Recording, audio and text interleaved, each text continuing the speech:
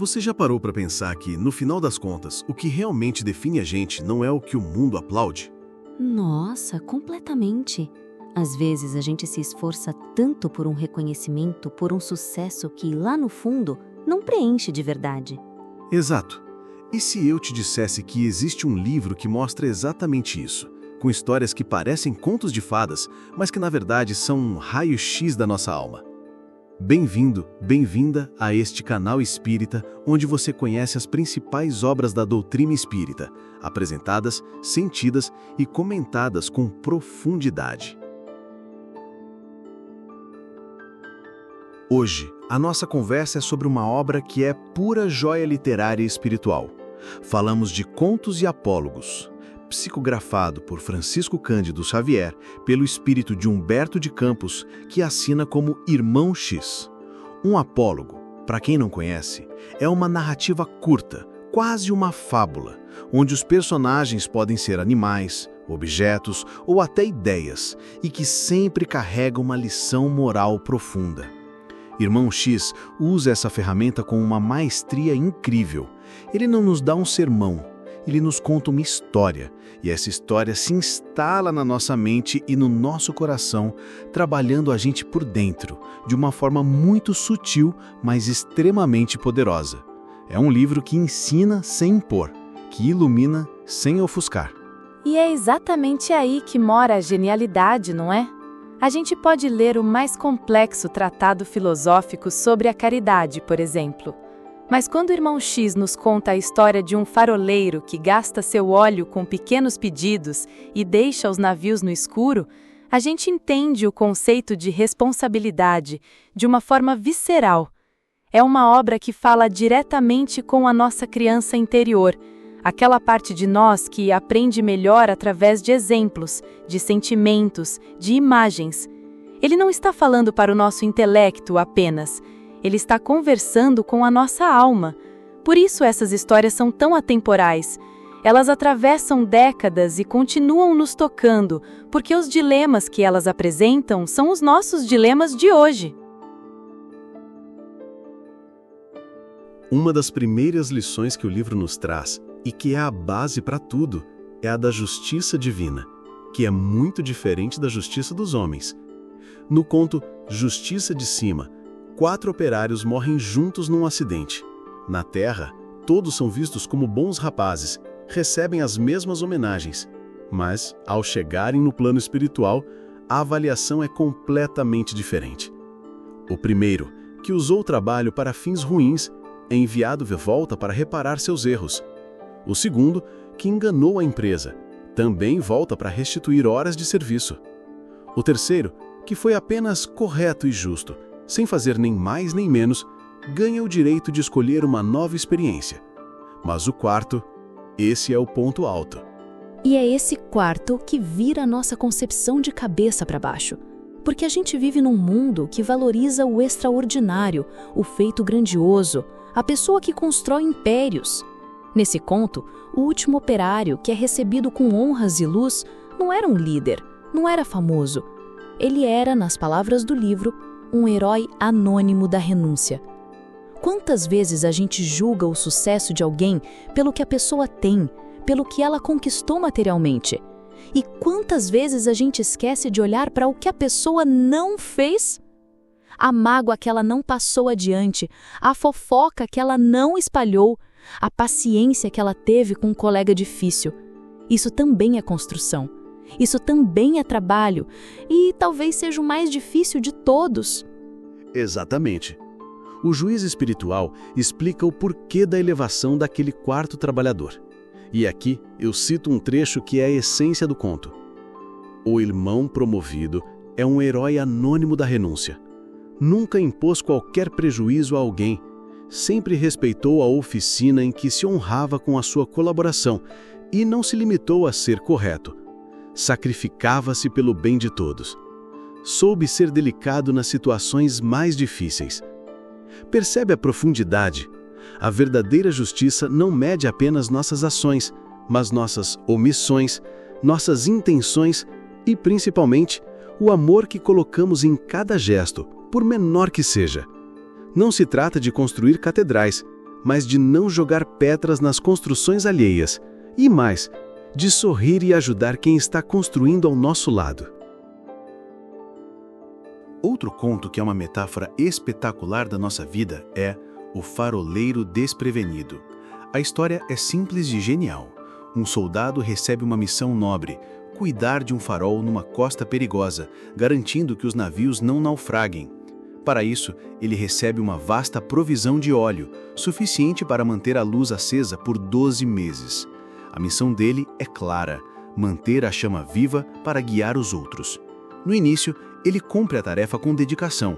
A luz brilha, os navios estão seguros. O problema começa quando as pessoas ao redor percebem que ele tem muito óleo e é um homem de bom coração. E esse óleo não é só óleo, não é mesmo? Esse óleo é o nosso tempo, a nossa energia, os nossos talentos, a nossa paz de espírito. É a nossa provisão divina para cumprir a nossa missão principal nesta vida. Seja ela criar nossos filhos, cuidar de alguém, desenvolver um trabalho no bem. E aí começam a chegar os pequenos pedidos. O vizinho que pede um pouco de óleo para iluminar a casa dele. A costureira que precisa de um pouco mais para terminar uma túnica. O outro que tem um parente doente. São todos pedidos justos, comoventes, e o faroleiro, por compaixão, vai dando um pouquinho aqui, um pouquinho ali. Ele não consegue dizer não. O que acontece? Ele resolve problemas imediatos e pequenos, mas compromete a sua grande e principal missão. E a consequência é trágica. Em apenas 2 semanas, a reserva de 12 meses se esgota. O farol se apaga. E na escuridão, navios com tropas, comerciantes, famílias, todos naufragam nos rochedos. O faroleiro, com a melhor das intenções, causou um desastre por não saber priorizar e proteger sua missão. Irmão X conclui de forma brilhante, e aqui vai o trecho. O médium cristão é sempre um faroleiro com as reservas de óleo das possibilidades divinas, a benefício de todos os que navegam a pleno oceano da experiência terrestre. Todavia, quantos deles perdem a oportunidade de serviço vitorioso pela prisão indébita nos casos particulares que procedem geralmente de bagatelas da vida? Isso é um chamado à nossa responsabilidade. Onde estamos gastando nosso óleo? Agora, vamos falar de um tema que todos nós acreditamos dominar, até sermos testados: a caridade. No conto O Exame da Caridade, 3 amigos fundam um centro espírita dedicado a estudar a virtude. Eles são oradores brilhantes. Suas palestras sobre amor, compaixão e ajuda ao próximo emocionam a todos. A mentora espiritual do grupo, Custódia, está feliz, acreditando ter encontrado uma sementeira promissora. Para comemorar os 10 anos da casa, eles organizam um evento magnífico. Falam sobre caridade e humanidade, caridade e iluminação. A noite é um sucesso. Saindo de lá, caminhando e felizes com o próprio desempenho, eles são abordados por uma senhora de aparência humilde. E aqui o livro nos coloca contra a parede. A mulher diz que está sozinha, perdida na cidade, e pede abrigo a um deles só até o amanhecer, só uma noite. E então, a teoria se desfaz na prática. O primeiro diz: infelizmente não posso, minha mulher não compreenderia. O segundo: eu também sinto dificuldade, meus vizinhos não me perdoariam. O terceiro: por minha vez nada posso fazer, não posso arriscar. Eles, que minutos antes falavam sobre a caridade que acolhe, fecham a porta do coração e do lar. Eles fazem uma vaquinha e dão a ela dinheiro para um hotel barato. E a pergunta que ecoa na alma da gente é: e eu? Eu abriria a porta? É muito fácil ser caridoso em teoria. É muito fácil amar a humanidade. O difícil é amar o ser humano que bate à nossa porta, com suas necessidades reais, que nos tira da nossa zona de conforto. O desfecho é uma lição de amor e paciência infinitos. Na semana seguinte, a mentora Custódia se manifesta e revela com bom humor que sim, meus amigos, aquela senhora era eu mesma. Com a graça de Jesus, materializei-me em plena rua, a fim de examinar-lhes o progresso em matéria de caridade. Ela não os condena, ela os incentiva. Ela diz que se em 10 anos eles aprenderam a abrir a bolsa, talvez em 100 anos aprendam a abrir o coração. E finaliza: o essencial, porém, é não interromperem o estudo e o trabalho na direção do alto. Não há motivo para desânimo. Vamos continuar. Isso é a representação da paciência divina conosco. Erramos, falhamos, mas o convite para continuar aprendendo e tentando está sempre de pé. Ao final, a sensação que fica ao ler contos e apólogos não é de julgamento. É a sensação de estar se olhando num espelho muito honesto, mas também muito amoroso. Irmão X não aponta o dedo para a gente. Ele nos mostra a nós mesmos, com nossas contradições, nossos medos e nosso potencial de luz. Ele nos lembra que a jornada espiritual não é feita de grandes saltos, mas de pequenos passos conscientes. É sobre o óleo que a gente decide economizar para a missão maior. É sobre a porta que a gente decide abrir, mesmo com receio. É sobre o bem que a gente faz em silêncio, quando ninguém está olhando. É um livro para ser lido e relido, porque a cada leitura, em cada fase da nossa vida, um conto diferente vai falar mais alto e nos mostrar exatamente onde precisamos melhorar. E essa é a beleza da doutrina espírita vivida e sentida.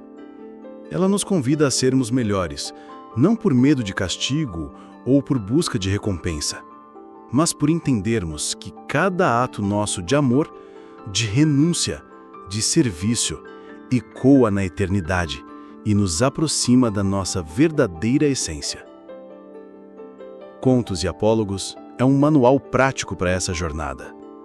Se você se sentiu tocado por essas histórias, busque a obra, leia, reflita. Deixe que esses contos conversem com a sua alma.